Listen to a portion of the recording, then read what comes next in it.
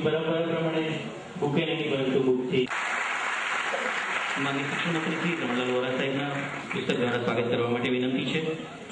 અતિથિ વિશેષ શ્રી વિજયસિંહ ચૌહાણ સાહેબનું પુસ્તક દ્વારા સ્વાગત માટે વિનંતી છે. પ્રોફેસર વસુબેન ત્રિવેદી માનનીય શિક્ષણ મંત્રી શ્રી પુસ્તક દ્વારા સ્વાગત માટે વિનંતી છે. માનનીય ગઢિયા સાહેબ અગ્ર સચિવ શ્રી શિક્ષણનું પુસ્તક દ્વારા સ્વાગત થશે. માનનીય સંગીતા સંઘજી મેડમ અગ્ર સચિવ શ્રી શિક્ષણનું સ્વાગત માટે વિનંતી છે.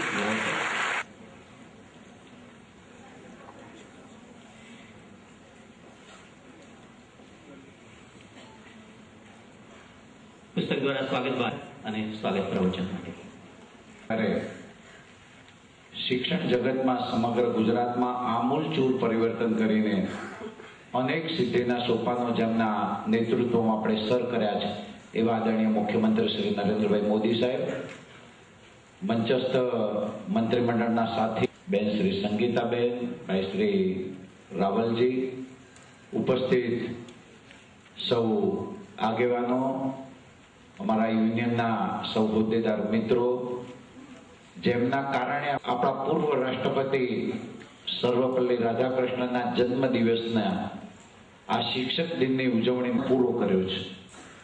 અને આ એક દાયકાના પરિણામ સ્વરૂપે મિત્રો 100% નામાંકન થયું, ડ્રોપ આઉટ રેશિયોમાં ઘટાડો થયો. આભાર માનનીય શિક્ષણ મંત્રી શ્રી રમણલાલ વોરા સાહેબનો. આજનો દિવસ શિક્ષક માટે ગૌરવ શિક્ષકના એવોર્ડ વિતરણ માટેનો કાર્યક્રમ હવે શરૂ કરીએ છીએ. એવોર્ડ વિતરણ અત્રે કેળવવામાં જરૂરી પ્રોત્સાહન પૂરું પાડેલ છે. શાળામાંથી દર વર્ષે યોજાતા વિજ્ઞાન મેળામાં સ્વખર્ચે સાધનો બનાવીને શાળામાં દાન લેવાની એમની આગવી કોઠાસ સૂઝ છે. ખરાબ અક્ષરો એ કેળવણીની અધૂરી નિશાની છે માનીને વિદ્યાર્થીઓના અક્ષર સુધારણા કાર્યક્રમો સહિતના અનેક વિદ્યાર્થીના સર્વાંગીણ સાથે જોડાયેલા છે. કપિલાબેન લાલજી શૈક્ષણિક પ્રવૃત્તિ ઉપરાંત રાસ ગરબા, નાટક, અભિનય જેવી પ્રવૃત્તિઓમાં રસ દાખવીને વાંચન લેખન ગણનમાં વિશેષ પ્રવૃત્તિઓ કરેલ છે. શ્રી મધુબેન કેશવલાલ ભટ્ટ, વાંસદળિયા તાલુકા શાળા, જિલ્લો જામનગર. 31 વખત રક્તદાન પણ એમના દ્વારા કરવામાં આવ્યું છે. સ્વામી સચ્ચિદાનંદજીના વરદસ્તોથી ઉપસ્થિતિ સન્માનિત કરવામાં આવ્યો છે. ચિત્રકૂટ એવોર્ડ પણ એમને પ્રાપ્ત કરેલો છે. અધ્યયન ક્ષેત્રે અક્ષર સુધારણા અને ક્રિયાત્મક સંશોધન, શાળા પ્રવેશોત્સવ, વાલી સંપર્ક, વિવિધ પ્રોજેક્ટ સાથે એ સારી રીતે સંકળાયેલા છે. શ્રી જિલ્લો દાહોદ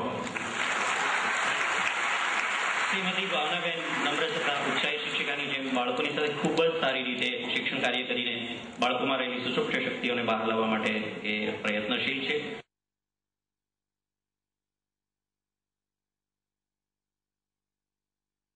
લોકો બોલે છે શું, કરે છે શું. મેં આજે છાપામાં વાંચ્યું તો 18 વર્ષથી ઉપરના કેમ આંખે પાટા બાંધવા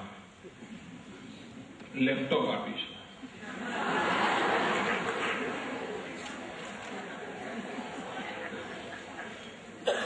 મેં તો તમને માહિતી વાળા સાચું, કારણ કે આ દેશના નાગરિકોને જેમણે સત્ય પહોંચાડવાની જવાબદારી છે એ લોકો જરા લપસી પડ્યા છે. તેથી મારે આ સત્ય તમારા સુધી પહોંચાડવું છે. અને એટલા માટે જ મારી વિદ્યાર્થી આલમ સત્યને જાણે. 2011ના ઓક્ટોબરમાં, આજથી 11 મહિના પહેલા, દિલ્હીમાં યુપીએ કોંગ્રેસ સરકારના મંત્રી શ્રીમાન કપિલ સિબ્બલ એમણે મોટા ઉપાડે સમારંભ કર્યો હતો વિજ્ઞાન ભવનમાં. દેશનો ટોપ મોસ્ટ મીડિયા હાજર હતું અને આકાશ ટેબ્લેટ એક લેપટોપ દુનિયાને બતાવ્યું હતું.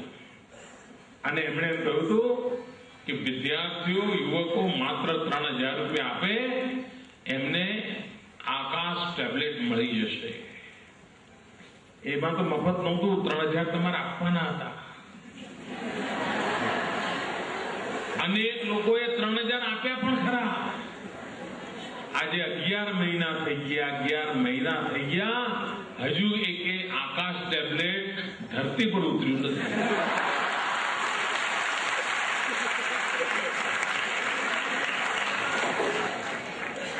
મને હવે સમજણ પડી ટેબ્લેટ કેમ રાખ્યું?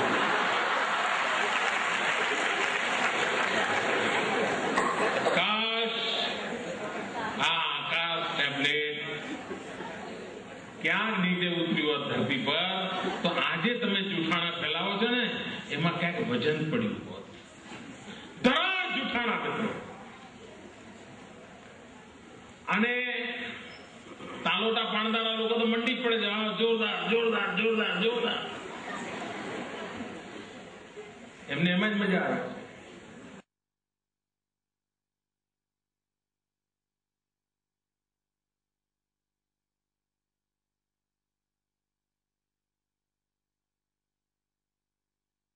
જવાન મિત્રો,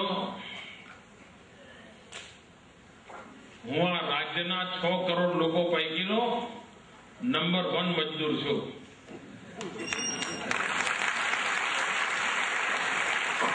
મજદૂર નંબર 1 ઇઝ મોદી. અને ગયા 50 વર્ષમાં જે ખાડા કરીને ગયા છે ને લોકો, આ 4000 દિવસ મારા ખાડા પૂરવામાં ગયા.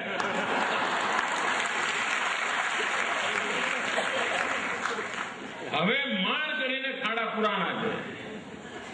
હવે મારે ગુજરાતની ભવ્ય ઇમારત બનાવવી છે. તમને થશે આટલું બધું કર્યું તો હજુ તમને દેખાતું નથી. ના, આજે બધાને આટલું બધું સરસ સરસ દેખાય છે ને, એ તો મેં ખાડા પૂર્યા ને એમાં થયું છે.